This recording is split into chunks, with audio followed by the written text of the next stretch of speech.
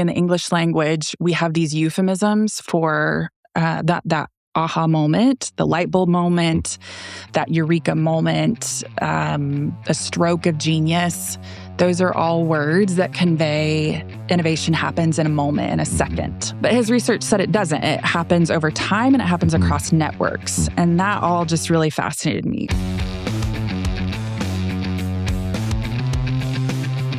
This is the Startup Junkies podcast. Hello, ladies and gentlemen. Welcome to another episode of the Startup Junkies podcast. Thank you for tuning in, however and wherever you're tuning in from. My name is Daniel Koonce, and I'm joined today by my co-host, Mr. Caleb Talley. Caleb, how you doing today? Doing great. Another beautiful day in Northwest Arkansas. It's a little overcast, a little rainy, but it'll be beautiful when this comes out. It will be beautiful when this episode comes out. Well, we've got a fun episode today. We're joined by our friend. She's a professor. She's an innovation consultant and the director of the University of Arkansas MSPI program, Miss Eva Fast. Eva, how are you doing? Hi, I'm good. I'm doing well today. Yeah? Well, thank you so much for joining us on the show. The way we kind of like to start these things out is if you had an X-Men Marvel origin story, what would it be? Give us a little bit about your background. Oh boy. I actually would go all the way back to my childhood. So it's funny that you say origin story because I was born in Kenya and lived there for 18 years. And I think that's a really important piece of my life that shaped my heart for this work. So, teaching innovation, right? And working with entrepreneurial types. That customer discovery process, sometimes you really have to travel outside of your own context to really understand different user perspectives. And I find that my childhood growing up in another country really gave me that diversity of perspective. So not everybody's like you. And I think that so often when you're building your own product and your own venture, you have this bias that you can accidentally project onto other people. And so it was growing up and traveling, not just Kenya, but all over East Africa and in Europe and across the US, that I just got to know so many different people. And I think that I was always observing other people and what was working and not working. I saw products come into Kenya that didn't go anywhere. And I was just always fascinated. And, as a kid, I didn't know what really that industry or field was. But I think it's interesting that I've landed where I am. Yeah. So tell us a little bit, what is the MSPI program? Yeah, absolutely. So not everybody knows the acronym, right? MSPI, Master of Science in Product Innovation. And we are in about our fourth cohort at the University of Arkansas. And what the program is designed for is to help people move through the product development life cycle. So if you start with problem identification and you move into concept and prototype out to that business model design and go-to-market strategy, it's that 0 to 1 skill set, whether it's a product inside of a large company or it's a brand new startup venture, we equip you with those skills. And if you think about product success, it has to be desirable from a market perspective, feasible from a technical perspective, and viable from a financial perspective.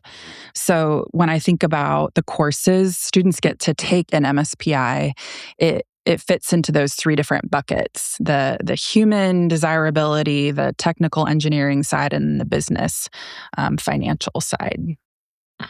Tell me a little bit. I want to go back kind of from origin story to the program. Tell us a little bit about your journey to getting to that, to where you are now and leading this program. Yeah, I missed a few steps there, huh? So I fast forward from there, I built a career in higher education about 13 years. And prior to University of Arkansas, I was at John Brown University. I developed their entrepreneurship and innovation undergraduate major. And then I built our MBA concentration in design thinking and innovation at at John Brown. And I was also the faculty advisor for all the competitions in entrepreneurship. So y'all would be familiar with the Governor's Cup business plan competition.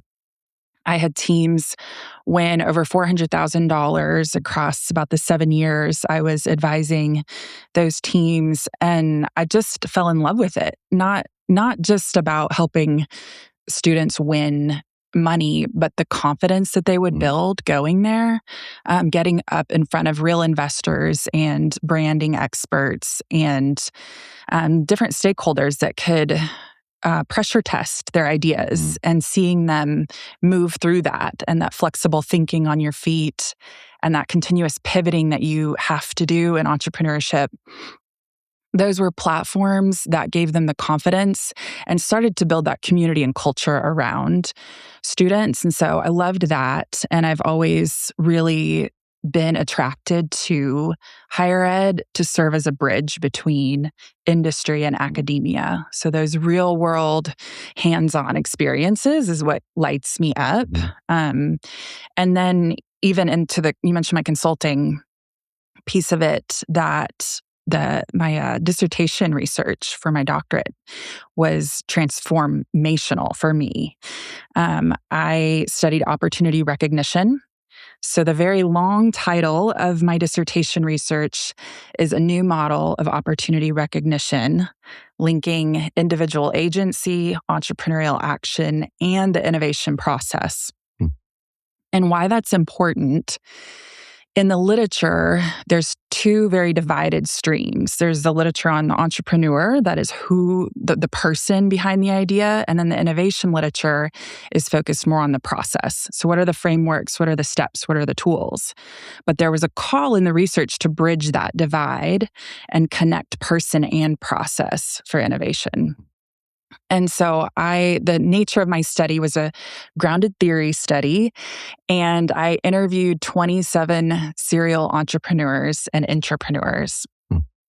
And specifically, opportunity recognition is that aha moment, what the light bulb moment is, the cognitive and behavioral factors that lead someone to recognize or spot a new market opportunity.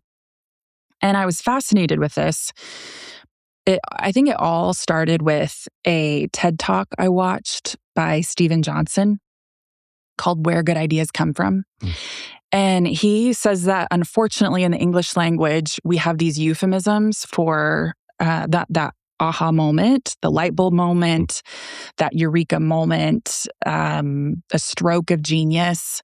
Those are all words that convey innovation happens in a moment, in a second.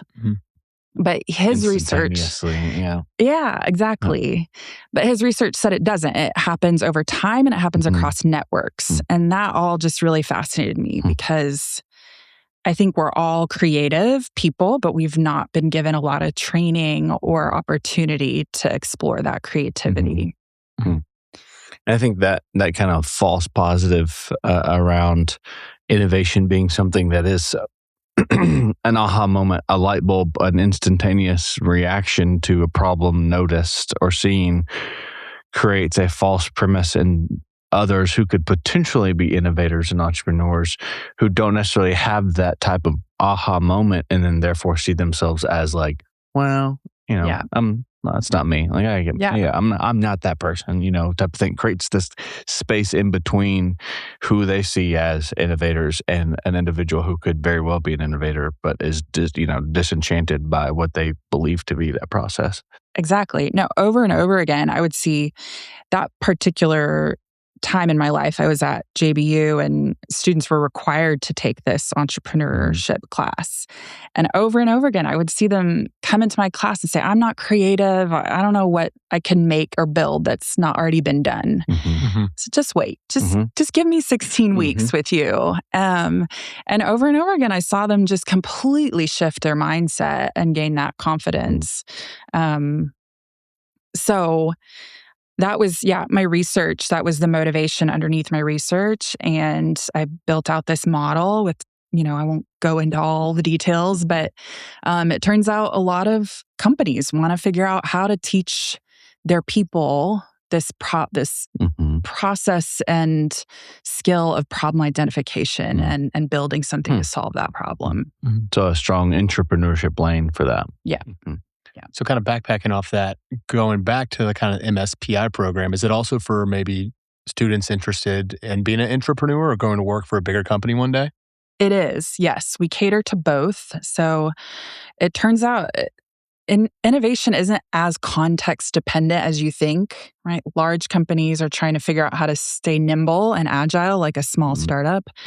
And startups are trying to figure out how to scale and grow like a big company. So yes, our courses and our program serves both ends of that spectrum. Whether you have an idea and you want to come into our program and treat it like it's an incubator, you can do that. And we very much aim to be the most hands-on of all master's programs. So if you are that type, or if you are just an entrepreneurial type, maybe you don't have an idea, but you enjoy that kind of work, and maybe you want to look for co-founders or join someone else's startup team. And then on the opposite end of the spectrum too is there's product manager types in a company, a larger company. Yep. It's clear you have a really great background. You've done a lot of cool things. You are obviously an expert in product development. What separates a good product idea from a product that will actually succeed in the market? I think it's probably what you've heard before, but is that it solves a real need for a customer and a large enough base of customers that will pay for that. And it's not a nice to have, but it's a real pain point. So what's that degree of pain that you're solving for? And I think that's more important than it ever has been because of AI and how quickly we can build whatever. Yeah. You know, and we can make it look really pretty. And when you show those prototypes to potential customers, I worry that their feedback may not be as critical when it looks so good. Yeah, and you mentioned earlier customer discovery, and just we preach how important that is. You know, do you have customers who are actually, is this a problem for them and are actually going to spend money on this? Yes.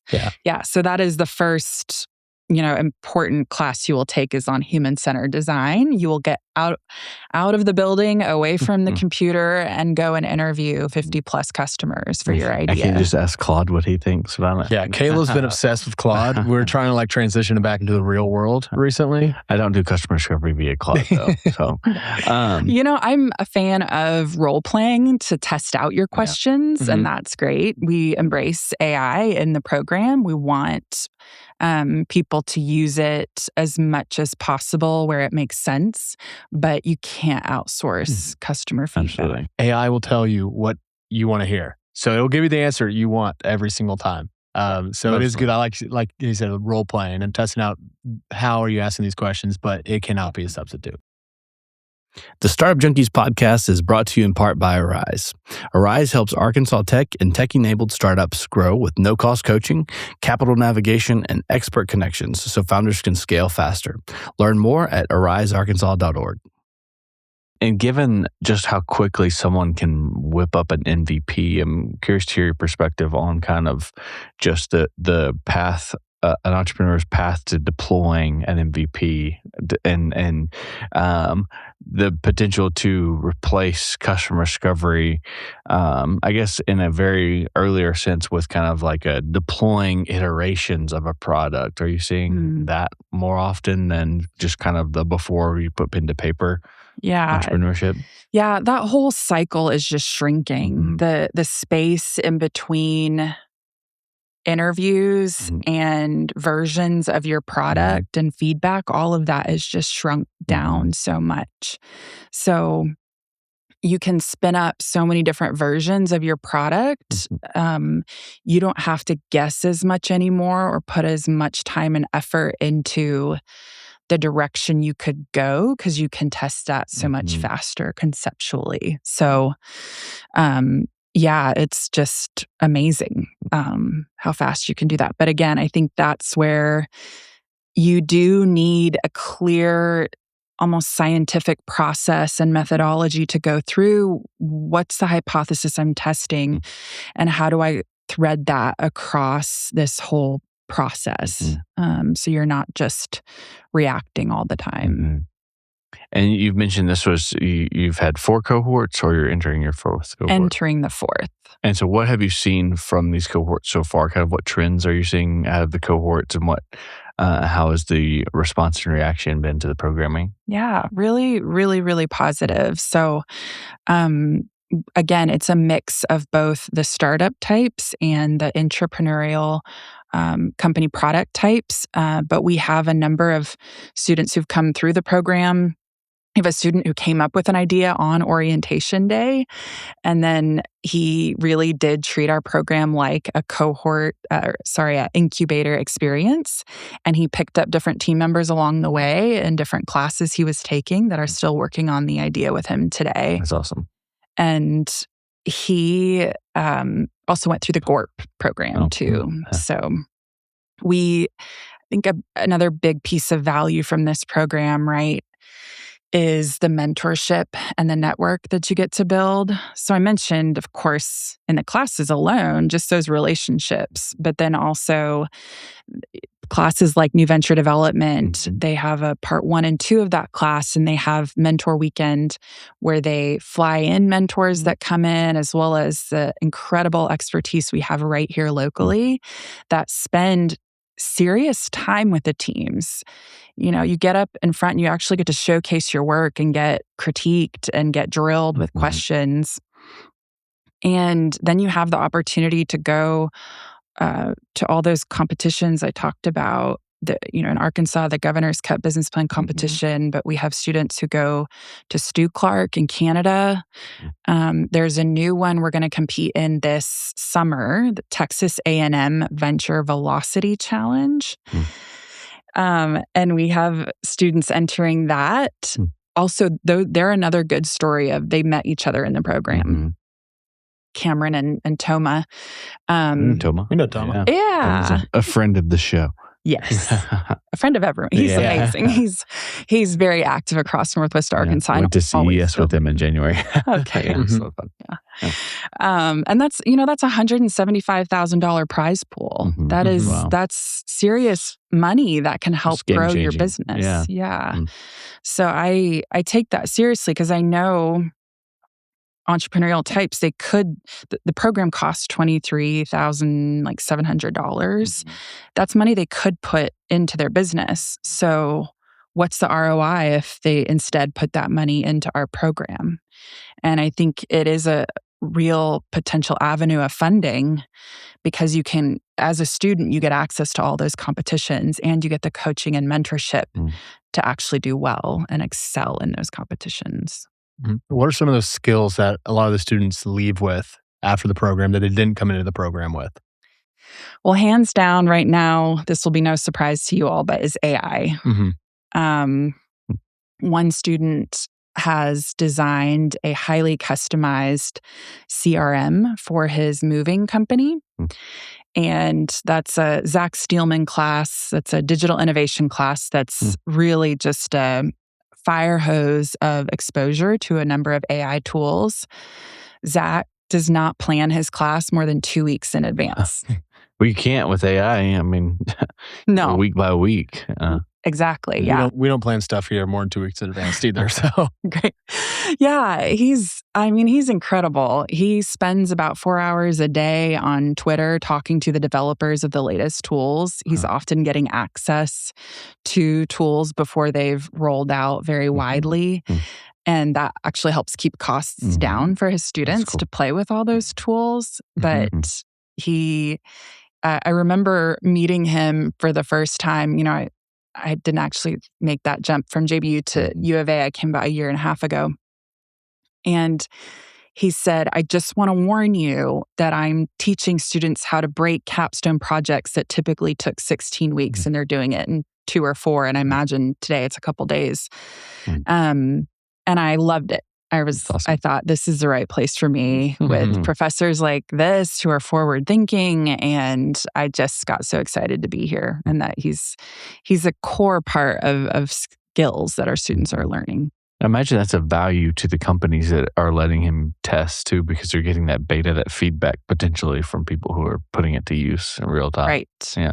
Yeah. It's interesting. Sounds like we need to take that class. Yeah. Maybe Startup Junkie can I sponsor need to audit that class. Caleb and Daniel Yeah. attending that I need class. to audit that. I do recommend. I mean, he's inspirational. Let's say even our students who are working at bigger corporate companies have said Zach's, the way he's just opened their mind and teaching them to be curious about all the tools and what's possible with all the tools and what's the logic behind the tools. He's not just giving you a template on here's how to build that thing. Here's the 1, 2, 3 steps on that. He is truly teaching them to be curious and to, I think, be leaders in that space and to know what should be automated and what should not be automated in your business. Mm-hmm. What's the split, would you say, of individuals who are participating that are kind of coming at it from more of an entrepreneurial lens versus the intrapreneurial enterprise lens? Somewhere 50-50, 60-40. It really is a pretty strong mix. Yeah. It's interesting. Yeah. And when is this next cohort starting? Or when is the next? When is it starting? Yeah, this fall. Okay. So we start every fall with a new cohort. Applications are due July 1st. Mm-hmm. So we'll put that at the bottom, July 1st. Yes. Pop up, neon Please lights. apply. Yes. So it is, you can join and pursue the full-time program and finish in 1 year. Or you can join part-time and finish in a little under 2 years. That's more for the full-time employee. Yes. Okay. I recommend the part-time program if you can. There's no difference in cost, but you're doubling your workload in courses if you do the full-time. And I think for an entrepreneur, honestly, it's just a longer amount of time to have access to all these resources and people at your disposal. Yeah. And I imagine too, being a university program and being kind of housed around all of these potential resources, whether that be, the GORP having that adjacent or other, you name it. Entrepreneurial law project. So many different projects that just kind of live around this program in the university as a resource to aspiring entrepreneurs from the university. It's got to be meaningful. Right. Yeah. I mean, we're a hub. So anytime someone new moves to the area or people want to give back, and that's so common in the entrepreneurial journey. If you've had success, you want to go back and share that with other people. And the first person they reach out to is a university in the area. And so we get a number of incredibly talented individuals that are just willing to give their time. And that's really important by industry too, right? Like your type of product, you're going to need to connect with some very specific types of people. And so this program can help with that. Well, if there's anything Startup Junkie can do to help you guys out with the program, please let us know. We'd love to be a part in any way, shape, form. Thank you so much. No, you guys already, it's a neat opportunity to be on this podcast. And I know we bring in people from Startup Junkie too, right? To help our students be successful. Awesome. So what are you most excited about? I really am excited about AI. I know that's just being talked about everywhere right now, but developing leaders in that. And I think that it's a time or a moment in time where maybe people didn't think, going back to my origin story and just all of that, where people don't consider themselves to be creatives. This is going to push us all to be problem solvers in a way we haven't necessarily had to before. And I think it's a really rewarding experience when people realize, oh, I can challenge the status quo. I can see a problem and I have agency to do something about it. And I can show up to a meeting and have a concrete idea that aligns people and helps everyone understand. So I think I'm excited about how we incorporate that into our program while also balancing that with the human skills. So another class we're rolling out that's new is called Storytelling and Stakeholder Management. And that ability to really empathize with your user to craft that story, even small changes in the wording of your venture, your idea, can have significant impact. Yeah, that sounds really cool. Yeah, it's very impressive. You want to land the plane? Sure. So one of the ways we like to, I say one of the ways, the way we like to land the plane, so to speak, in these conversations is to invite you to go into your time machine, go back to at any point earlier in life with all the accumulated knowledge that you have now. What advice would you give young Eva? About anything? Anything. Buy land in Northwest Arkansas, bet on some sports team to win some championship. It's kind of like the back to bet the under on the Hogs football wins. Yeah. Oh man, would she have listened? First of It's an the important question too, right? I think I would say, I think top of mind for me is still this conversation with entrepreneurship and innovation, and it's just try things, just go for it. That bias for action is something, I think also part of growing up in another culture. I was a little more timid and reserved because I was moving through different cultures. And so just very observational. But I think I would say just go approach the person or do the thing or come up with the idea. Yeah. Try more things. Yeah. Well, if any of our listeners want to learn more about you or the MSPI program, where can they go? mspi.uark.edu. Sweet. Well, we will make sure to tag that in the show notes. Thank you so much for joining us. Thank you, guys. This has been fun. Yeah, it has been. And we will remind our listeners to check out the MSPI program and to also follow the Startup Junkies podcast on Apple, Spotify, and YouTube. If you enjoyed this episode, make sure to share with a friend. Subscribe and review because it matters to us and we want to hear from you. If you're interested in learning how to work with us, check out the information below. See you next week.